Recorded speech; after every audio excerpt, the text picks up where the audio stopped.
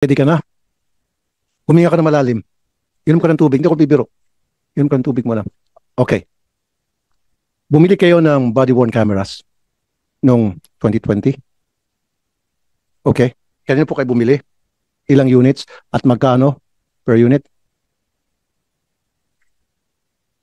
With your permission po, Your Honor. Tatanungin ko lamang po doon sa finance po natin. Wala po sa akin yung handang numero. Okay. Saan? Bingitan ng clue. Isang unit nagkakalaga ng 879,000 pesos. One unit ng body-worn camera.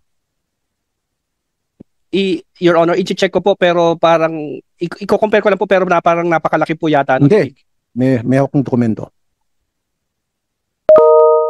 879,000 pesos isang unit. Although ginastify niyo yan sa COA, marami kayo manilagay kung ano-ano mga requisitos, pero still 879,000 pesos one unit lang. At nasaan itong mga cameras na ito? Ginagamit pa rin ba ito? Tama po, Your Honor. In fact, meron po tayo sa PPA po na tinatawag po nating National Port Surveillance Center po. Meron po tayo, ito pong body-worn cameras po natin, integrated po ito doon sa regular po nating surveillance system sa CCTV po. Ito po, dala-dala po ito ng mga port police po natin, Your Honor. Sige, integrated, etc. Pero 879,000. Come on. Ang inyong binilihan ay Boston Home Incorporated na ang capital lamang nito ayon sa SEC ay 10 million. And yet, nabigyan nyo ng kontrata na almost $1 billion. At pinuntahan namin tong kumpanyang to, apartment. Wala kang ginagawang due diligence. And, sumagot. Dati na itong na-flag down ng COA dahil nagbenta ng mga defective na mga kagamitan sa EMB, Environmental Management Bureau.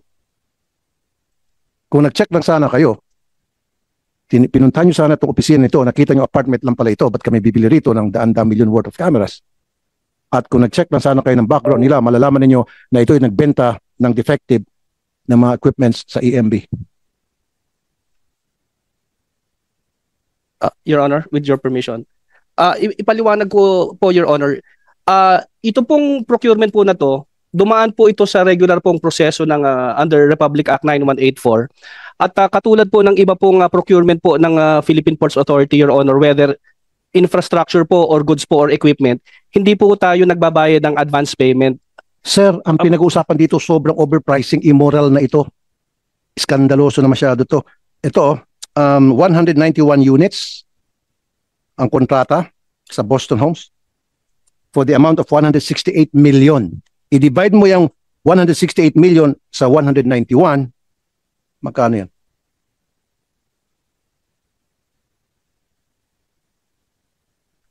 Your Honor, yun po kasing, yung pong kung 168 million po yan, at i-verify ko po, over 190, yung pong 191 units po, Your Honor, yun po yung actual na camera. Pero hindi lamang po kasi po, Your Honor, yung camera, meron po kasi itong sistema, meron po itong servers na kasama. Hindi lamang po yung ordinaryong camera po na So, ang binabayaran po natin po dito, Your Honor, kasama po yung camera, yun pong, ito po kasi over internet. Sa PNP is 135,000. Medyo nahiya pa nga yung PNP nun. Pumunta sa akin si General Torre, question ko. Ang dami ng explanation, just like what you're explaining now, 135. Pero sa inyo, 879. Grabe naman. Sana yung lubos-lubos nyo na lang, ginawa nyo lang sigurong 1 million. Pero, at second thought, meron. Now, nung August, kasi yan October 20, 2022. Nung August 19, 2021, bumili ulit kayo ng 164 units dito pa rin sa Boston Homes na ang kapital lamang nito ay 10 million. In the amount of 168,680,000. Yan na yan. 1 million pumapatak bawat isang unit. 10 million lamang paid up capital nitong kumpanya at binigyan nyo ng ganitong kalaking kontrata at napaka-iskandalosong amount to. Your Honor, sa proseso po kasi ng procurement po ng PPA, katulad po ng ibang ahensya, bago po kami mag-budget, gumagawa po yan ng canvas po. Nagtatanong po yan Okay, gumagawa kayo ng canvas. Pero dapat nag-inspect kayo ng mga kumpanyang bibigyan nyo ng kontrata. Tama, due diligence. In short, did you do that? Kasi if you did that, then you would have found out na itong kumpanya na pinagkatiwalaan nyo ng daan-daang milyong pisong halaga ng pera ng gobyerno ay isang apartment lamang nag-opisina. At ang paid up capital lamang ay 10 million. Your Honor, sa proseso po kasi ng procurement, ano po ito una ipaliwanag ko po ito po bago po tayo nagbayad dito na deliver na muna po lahat ng equipment, hindi po tayo at umaandar po, hindi po tayo nagbibigay po ng advance payment. So sigurado po ang pamahalaan na bago po tayo nagbayad, nasa atin na po yung equipment at umaandar na po. Ngayon po, yung pong kung yun Sir, I'm not talking about kung umaandar na o hindi bago na bayaran ay na-deliver na, etc. Yung bang una, hindi kayo gumawa ng pag-check sa background ng company na binigyan nyo ng pagkalaki-laking kontrata. Number one yun. Kasi kung nag-check kayo, malalaman nyo na hindi ka dapat bigyan ng kontrata to. Kami nag-check kami, pinuntahan namin, apartment, ang address niya ng kumpanya. Your Honor, thank you po.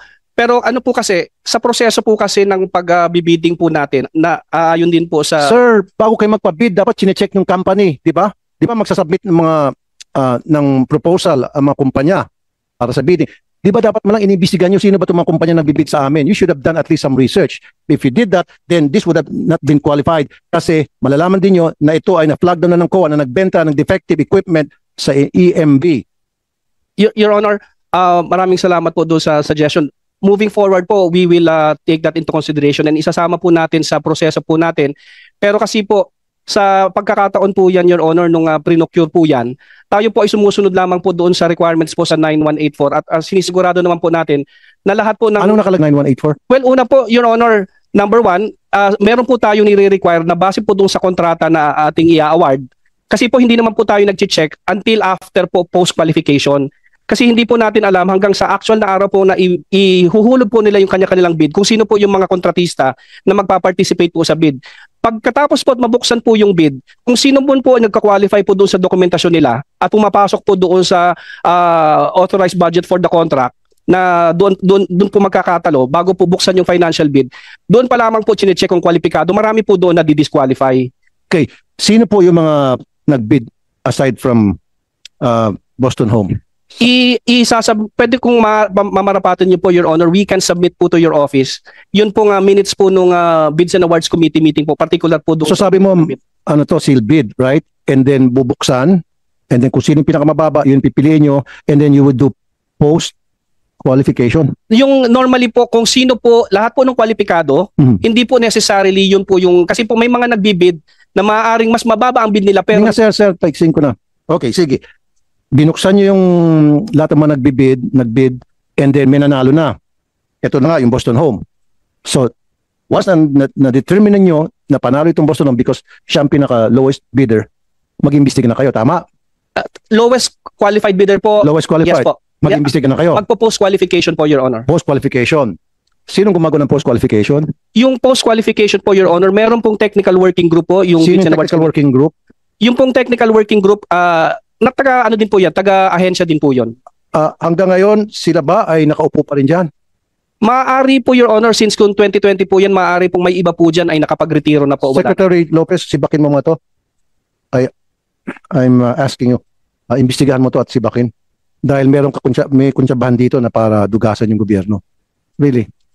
Kahit ano pang palusot mo, Mr. Santiago, hindi ka tanggap-tanggap yun. Post-qualification, sabi mo, Bids and Awards Committee, mag-imbestiga. Kung nag-imbestiga kayo, malalaman nyo na ito ay nagbenta ng mga defective equipment sa EMB. Bago nyo sana talagang totally gino yung kontrata. Pangalawa, pinuntahan nyo sana ang address nito at malalaman nyo isang apartment lang ang opisina niya. Pangatlo, malalaman nyo na yung kanyang paid up capital ay 10 million lamang. Di ba, sir? At pang-apat, grabe naman, 879 million. Yung unang batch, 879 million pesos bawat unit. And then, the following year, tumaas 1 million pesos per unit. Kahit paano sabihin mo, sir, na may mga dagdag kung ano-ano, mga nasa surveillance, program, etc. Still, it doesn't make sense. Totoo yan, sir. Pumunta ka ng Shopee, 6,000. All in na yun. Ito, 1 million. Sir, Mr. Lopez, Secretary Lopez, I want you to investigate this anomaly. Mr. Chair. Meron anomaly. Go ahead po. Mr. Chair, you have my commitment that I'm going to look into this, especially the post-qual of the TWG and the PAC, Mr. Chair. Okay. Naku, baka mapapalitan ka rito, Mr. Santiago. Na-flag down din kayo sa mobile x-ray machines. Mobile X-ray, wala po kaming procurement ng mobile X-ray, Your Honor. Meron eh. Purchase of 6 units of vehicle x-ray machines. Procurement of 6 units of x-ray machines for RoRo ports. Your Honor, yan po mismo, ako po mismo ang nagpakansela niyan. Dahil nung wala pong nabayaran diyan dahil nung yan po ay dineliver, ako po mismo nag-inspeksyon at hindi po ako nasiyahan doon sa dineliver po nila at ako mismo po ang nagpakansela niyan. Okay, so hindi nyo na-deliver ito. Pinakansela ko po yan, Your Honor. Okay. Sige, at least yung sinasabi ko kanina pa due diligence, dapat di ka nagpapawara-wara lang, basta-basta na lamang tuturo na lang kayo kung sino bigyan nyo ng kontrata, etc.